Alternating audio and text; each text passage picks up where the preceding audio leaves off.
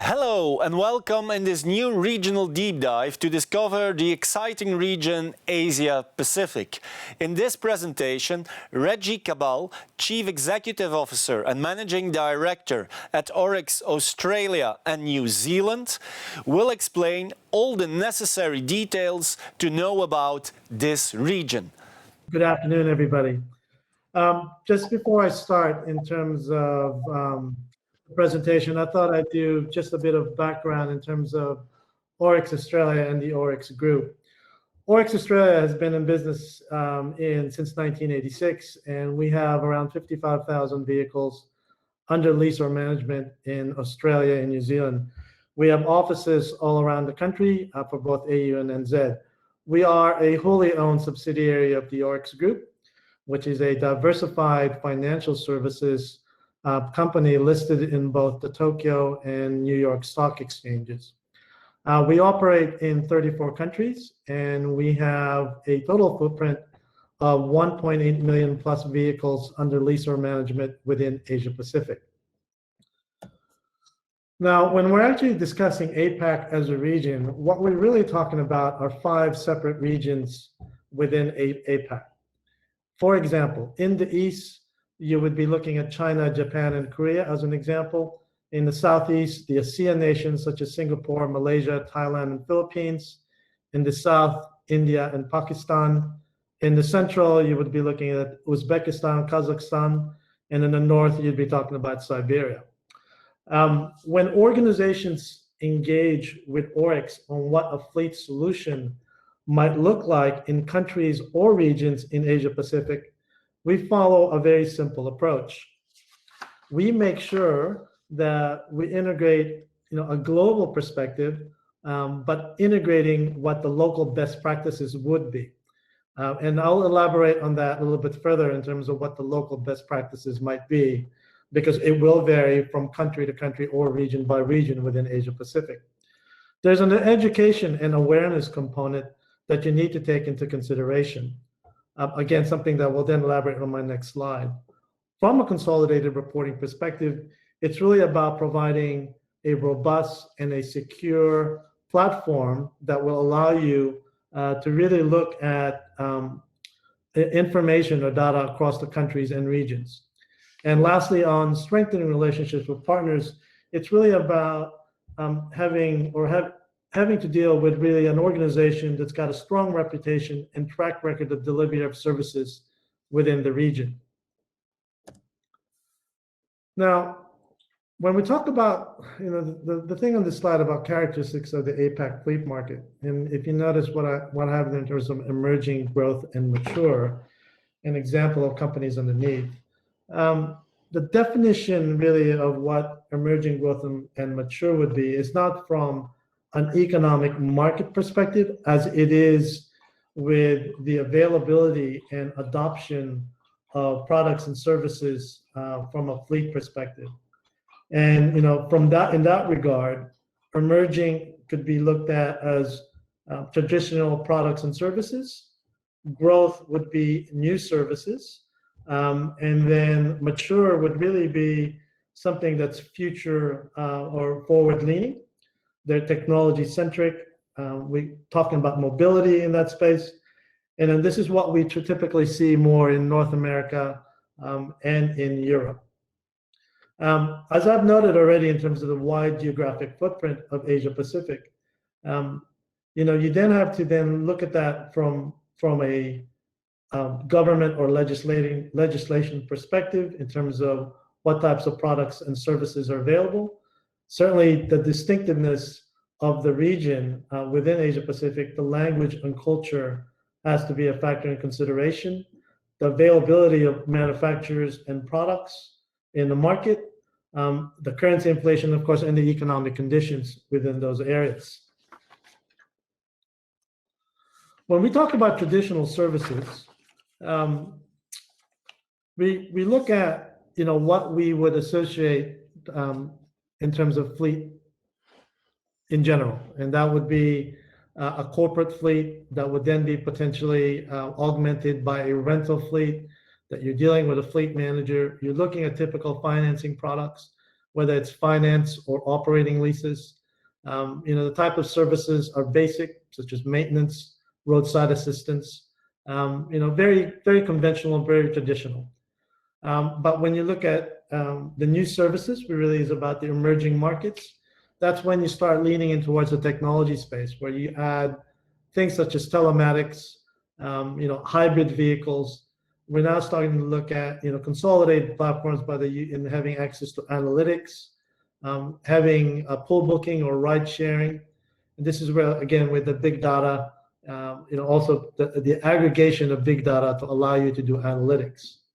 And then lastly, on the future, which is the forward-leaning components, it's really what we typically see, as I said, in North America and Europe. And that's where you look at, the shared solutions, subscription services. You're looking at autonomous driving. You've got mobility considerations, and artificial intelligence as well. Now, from an overcoming of challenges, given the challenges associated with managing a fleet across the region, how do you actually overcome them? The first thing that we would provide as an advice is really about finding an established APAC fleet partner that really has a footprint, a wide footprint in the region, that has a solid reputation in terms of being able to provide services. There's a lot of time that needs to be invested in regards to understanding the local markets that an established fleet partner should be able to give, and that's really what's available in terms of services. It could be that you may have a country that may have operating leases, but that's not necessarily something that you might expect in another country, just because they're not really in a position to provide the maintenance component, in that regard. So it's really about understanding the local practices and what's available in those. The other component is, what are the local customs and preferred solutions in those markets? How do people actually get from point A to point B in terms of goods and services? And what are the alternatives associated with that? Is it a typical, wheels car, or are we talking public transport? What are the local customs and solutions? And then the component is really about, realigning the perspective in terms of making sure that the local outcomes are gained, but it fits in terms of what the overall regional goals that you may have in the space. Now, in terms of making APAC one region, the things here that's really, critical, it's really about, the first component of this is really about having a consolidated platform in terms of reporting. As I've kind of noted, the ability to aggregate data and then be able to put a layer on top of that allows you to be able to make decisions, providing analytics and making decisions is very critical. And the second component of that is really having localized accountability in those areas, and then having a clear escalation pathway.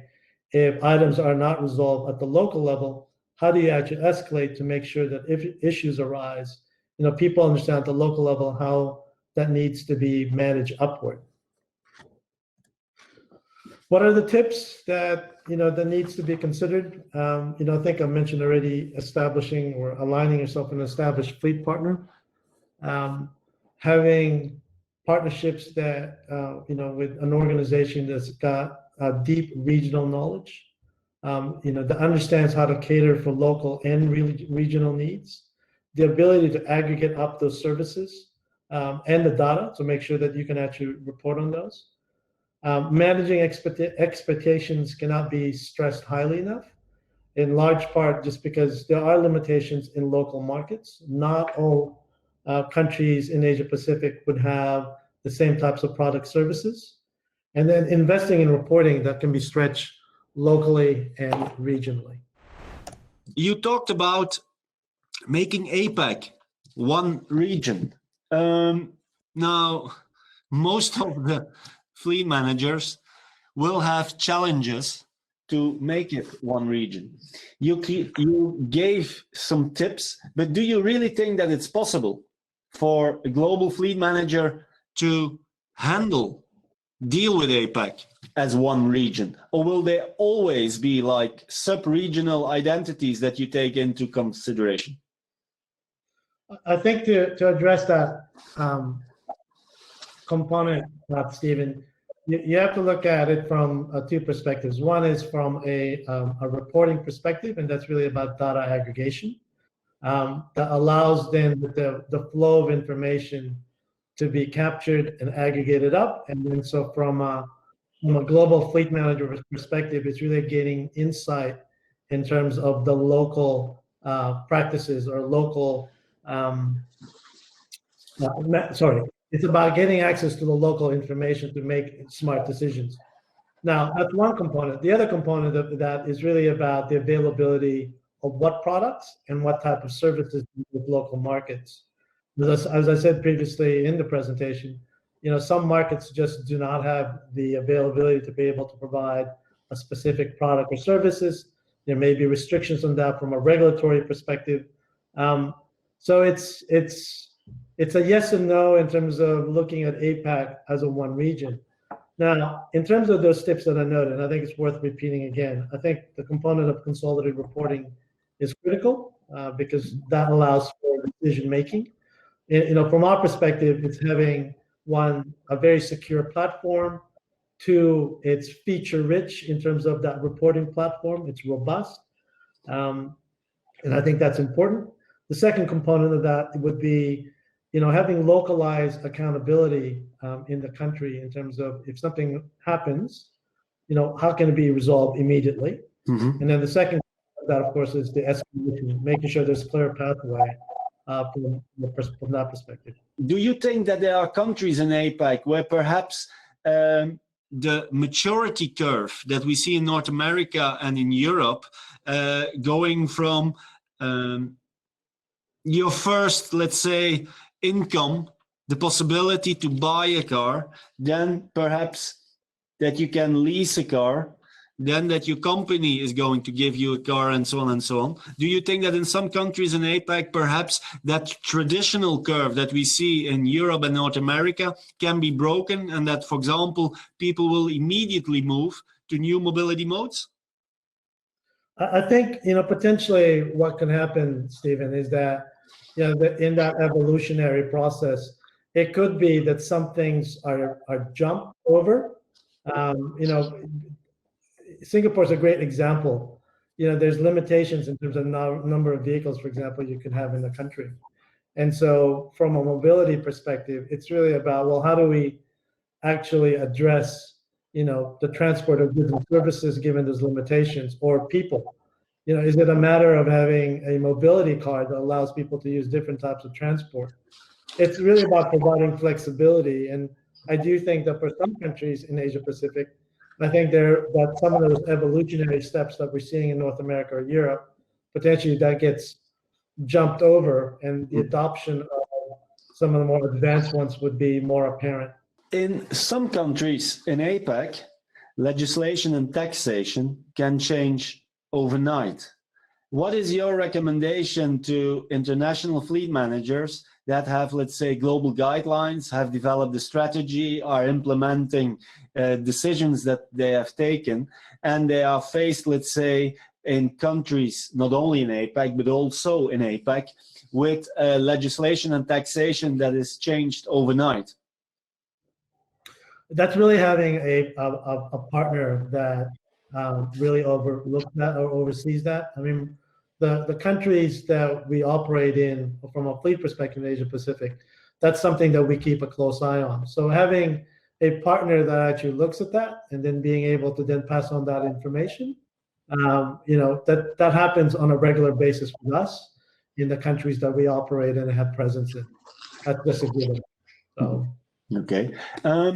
If I am a fleet manager getting the responsibility over APAC, having, let's say, a diversified fleet across different countries in APAC, some of them looking at the slide that you have put on the screen, some of them in the mature markets, some of them in the growth markets and some of them in the emerging markets. What would you recommend to me? That I start with the mature markets, that I start with the emerging markets, so the challenging one, let's say, that I try to do a mix, that I look at where I have the most people and the most vehicles? What is a little bit your guideline in implementing a strategy across APAC? Yeah, no, the starting point really is about understanding what the organizational goal is. And so when organizations again engage with us, it's really about understanding, well, what are you after? Are you after a solution that allows you, one point of contact, not dealing with many vendors in the space? Are you requiring a uniform set of products and services? Are you looking at technology-centric, components such as reporting, analytics? Really, it's about understanding first what the organization is after. In our experience, it's often a combination of those things, but there are priorities that's been set. And so it's really understanding about those priorities and then being able to then say, okay, well, if this is the number one priority that you have, we can address that in these countries because we're in a position and those products and services, all of those are available. Those would be something that would be easy. And for the things that are less on, in terms of the order of priority, there may be things that are not just as important. And it could be those are things that gets, you tackle in the phase 2 or phase 3. Okay, very good. Another question is linked to the activities of Oryx. When we talk about fleet management and vehicle leasing, are you focusing on vehicles, or are you also, for example, doing business with two-wheel mobility, shared mobility, and so on? Yeah, so the answer to that is yes, and that's done at the local level, local country level. So in Japan, for example, we have one of the largest car sharing platforms in the country. In Australia and New Zealand, we, for example, we will be providing subscription type services. We're also providing pay-as-you-go. In India, we already do a subscription service as well. So it's really very much at a localized level. And that's really in response to demand in those local markets. It's not our habit to come up with something and push it out in across the region if there's not a demand for it.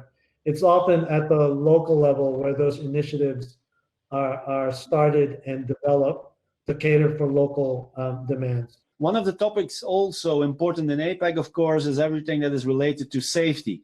What is your main tip for fleet managers that need to increase the safety within their vehicle fleet across APAC? Is there something based on your experiences that you say, well, this is probably the one thing that you should do? Yeah, no. Again, another good question, Stephen. Education. At the end of the day, it's really about how information is flowed, all the way out to the driver level. And that can't be stressed out. And it has to be platforms that can be consumed, through different channels. At the end of the day, it's really about having access to information. That's really what the reinforcement is, from a safety perspective. Now, the other component of that, of course, is, adopting technology, especially for countries that are in that growth or mature stage. Technology such as, telematics, that kind of gives you the monitoring that might be required. But that's really just reinforcement. The starting point is really about education. And that's really about having platforms that can push the information out. Thank you to Reggie Cabal from Oryx for this very interesting presentation. Ladies and gentlemen, don't hesitate to watch the other regional and country deep dives available for you in our section.